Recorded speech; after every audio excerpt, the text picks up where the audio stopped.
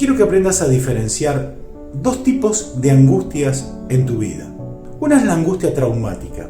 La angustia traumática genera estados de ansiedad, genera miedo, genera incertidumbre, genera una queja constante, y esa queja constante te atrapa como en una lucha o en un conflicto permanente. En cambio, existe la angustia del existir. ¿Qué es la angustia del existir? Es esa necesidad por encontrar respuesta.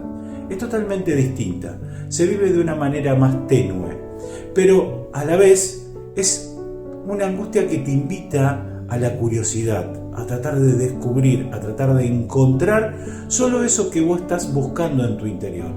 Para poder encontrar esas respuestas, necesitas trabajar en una terapia que te enseña a despertar la conciencia del aquí y el ahora.